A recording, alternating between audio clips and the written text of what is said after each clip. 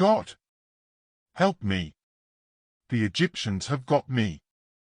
They mock you, Lord, with bags of blood. All I could see was ancient scripture. I saw the words but could not make out their meaning. The vast roll of history, tapping the mind to make it fatigue crystal. The yellow inside dash. Bang! Back into your coffin, Shadra. These words Shadra uttered just before the licorice pennies, dark black, so black that they were like something obvious, black. It is the unbetrayable reply. Whose accent no farewell can know. No farewell, thought him. He had always loved Shadra. These lines were from a poem called Voyages. Vast seas, yehia. Skin with grass growing between the fingers. A living hand, resting on the sphincter of somebody. Is there, and are there, interjected, dejected, more like it, postulated the groovy granny. Of course. Looked across the ebony table, slightly fingerprinted with the skin of somebody and others. The reflection of light on black is white. Grenvilla, the groovy granny, liked his face. Thank you for liking my face, said when he had resisted the media from Patty's machine. They sat round a table. Ephemera was looking into eyes. He saw pale victuals, watery milk with the estuaries. Had looked and had seen the pensive way. Many people sat round tables. The unconverted dog sat under the table. Wuff! You aren't in a hurry, laughed Ephemera, quite remarkable. If you climb up here again. Satan threatened from upstairs. Had been quite beginning to fear. Slops. Slops. Her face was bronzed and Chinese. Had found her in the corridor. Not yet. Not yet. Crownser interrupted Ephemera, no. Firmly and most interjectively dull. No. Do not go along there, my friend, but if you must, I have smelt the slops of death before and I was very nearly sick. God forgive him for dying. God rest his weary soul.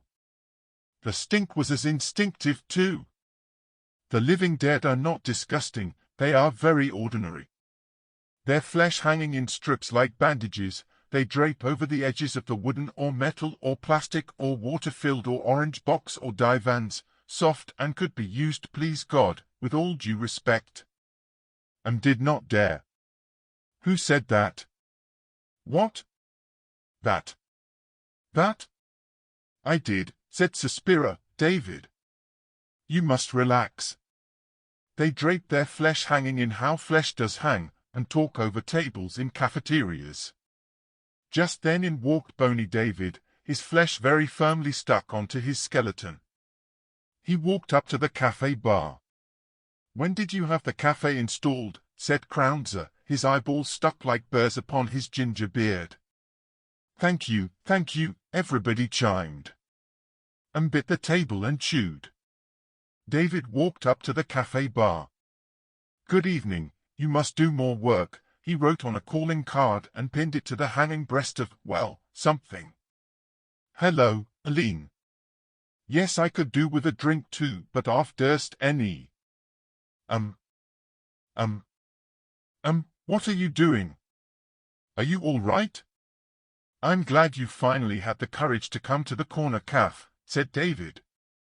Have a drink, said Aline. You are a temptation, living, walking. Look what you've done now, David has gone.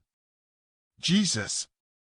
Jaundiced Joachim wound himself up and caught himself being thrown across the universe. Author's note in margin of manuscript, Lennon plus Yoko, God rest his soul.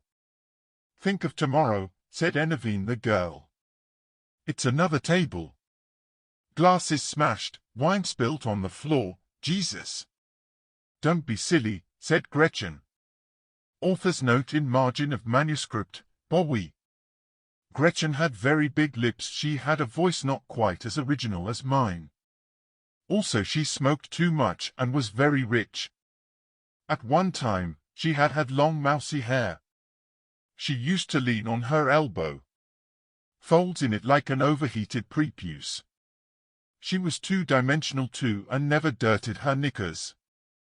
Gretchen received the message but probably quite understandably objected to being used by and for David, who had by this time. Fiction, my friend, fiction. How nice, said Enavine. I hadn't seen you for years. Who said that? What? Pardon. Can you convert the dog? A dog that ruminates, said M. Never, never, only sometimes.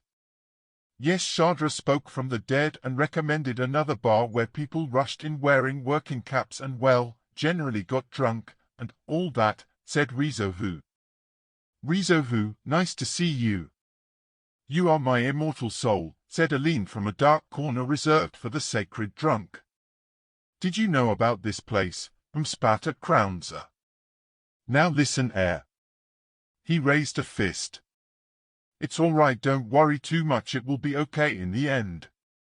The Holy Mother consoled and pacified Crownser and who had been bickering for absolutely ages and ages, blubbered Aline. I'm entirely superficial. Lesion of the soul. Completely incurable.